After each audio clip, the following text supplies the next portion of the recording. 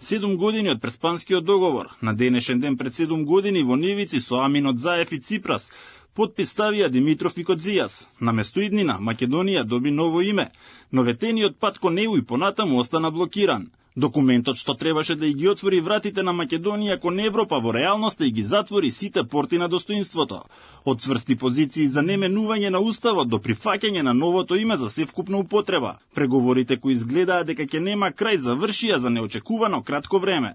Да живее Република Северна Македонија. Дали Македонија можеше да излезе како победник со зачувано име и идентитет по 2018 година?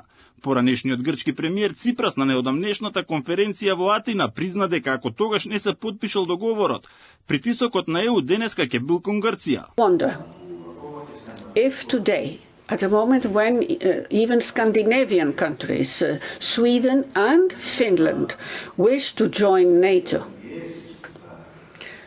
what would our pressure on this country, irrespective of the government in power, we would be receiving pressure for us to accept the constitutional name of our neighboring country. И покрај минималната излезеност на референдумот и јасното не од народот, тогашната власт на СДСМ го протна договорот во собрание. Го избриша македонското име под притисок со надеж за ЕУ и НАТО. На референдумот во 2018 година излегоа 36,9% од граѓаните.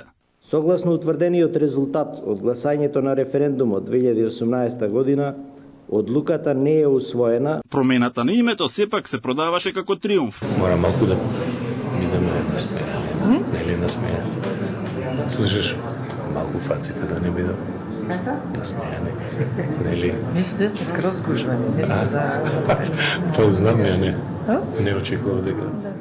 Влеговме во НАТО, но останавме заглавени пред вратите на ЕУ.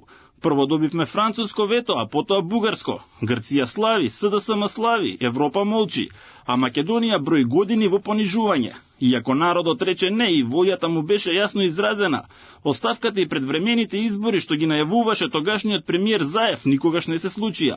Наместо тоа, тој го прекрши дадениот збор. Следуваше експресно обезбедување на мнозинство за изгласување на уставните измени. Со рекордна брзина беше завршен целиот процес на промена на името на државата.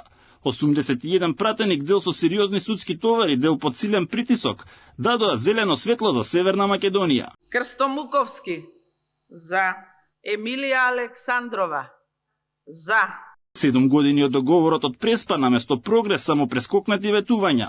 Во историјата ќе остане, Македонија плати висока цена за ветување што никогаш не стигна.